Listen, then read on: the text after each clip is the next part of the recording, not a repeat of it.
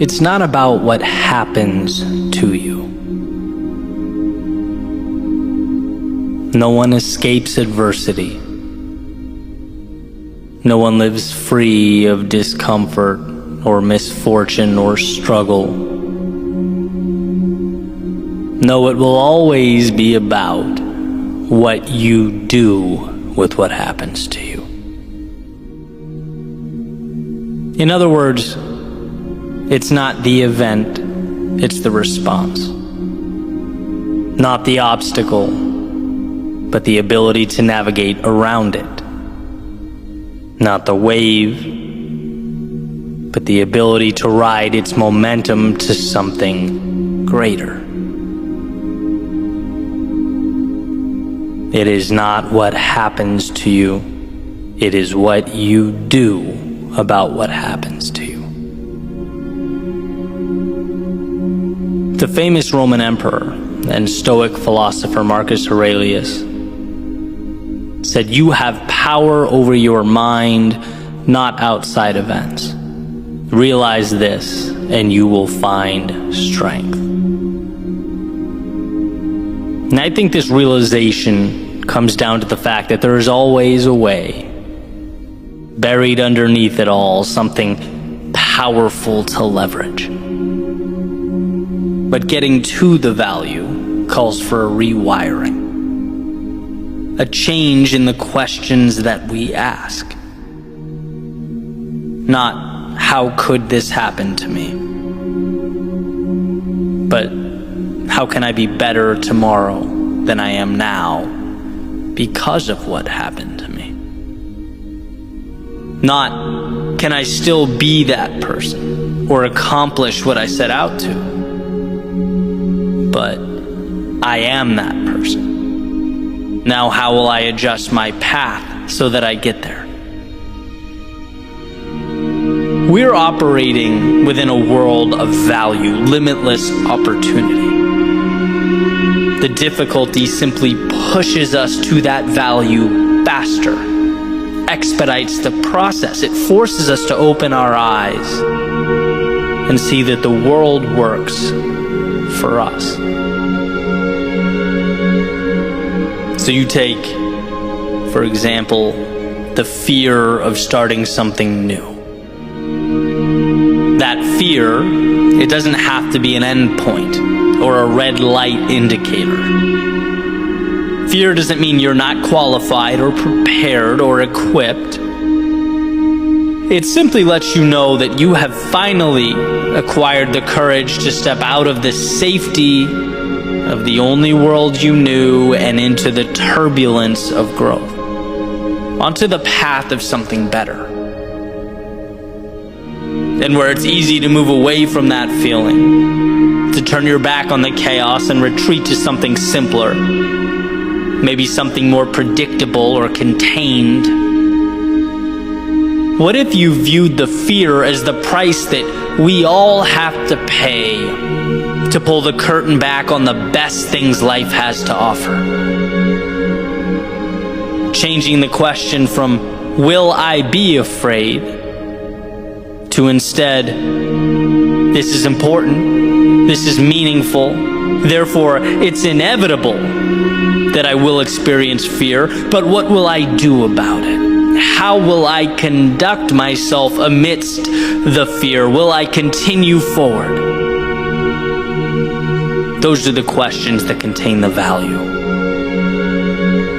Right? I can't keep the water from rising or the walls from caving in. No, that's an inevitability where I'm going. The worthwhile road always has its adversity. But will I use that water to learn to swim? The walls to climb, to adapt and scale? What will I make of this? That's the question that becomes the difference. And sure, you could stay away. You could choose not to take the path that presents the danger and the turbulence. You could attempt to contain the world around you by simply refusing to experience it. But then, of course, you become presented with the question, Why intentionally refuse to cash in a winning lottery ticket? Why diminish your gift in such a way? If it's not what you look at, it's what you see.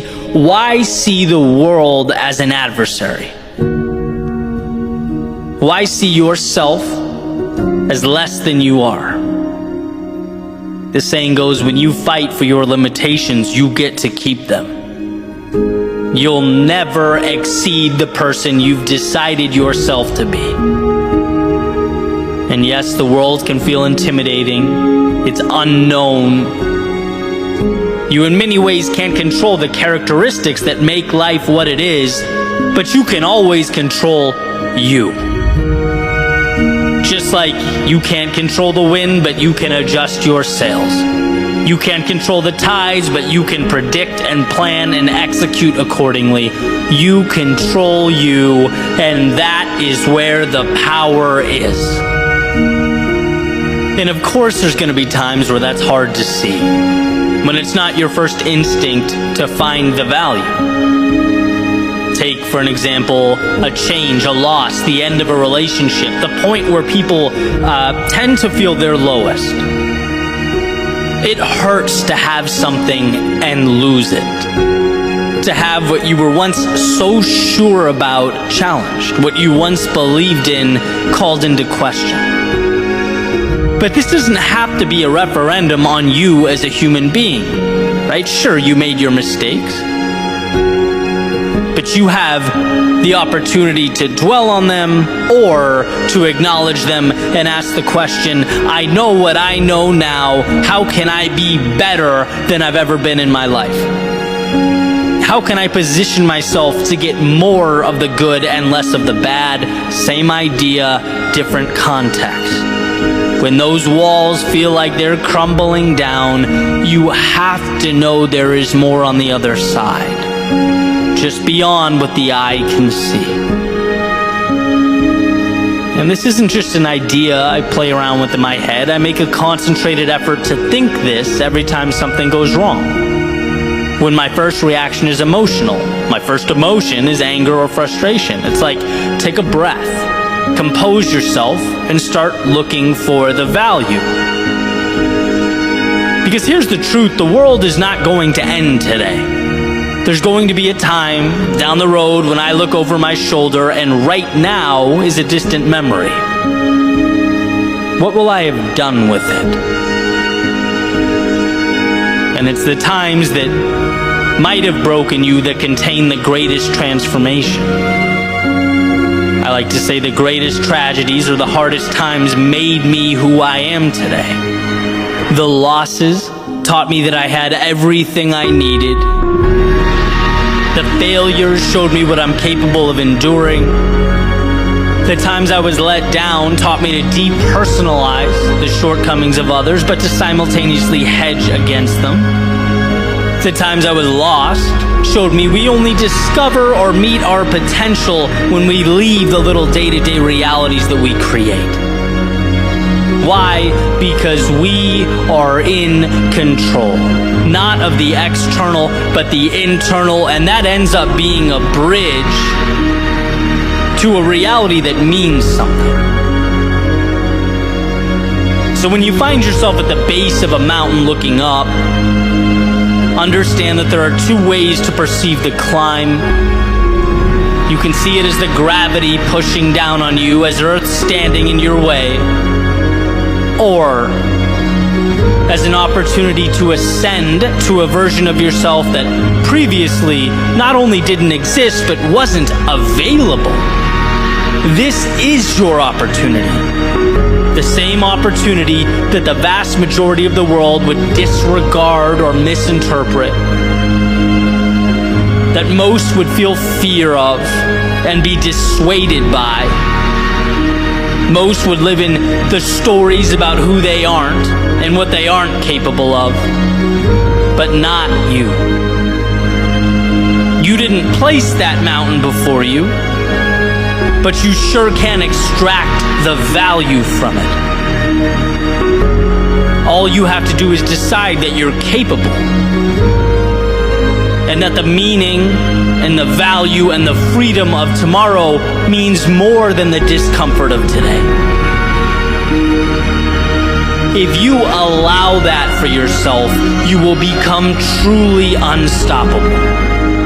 Not because the path simplified or got easier, but because the traveler trusted himself to walk down it.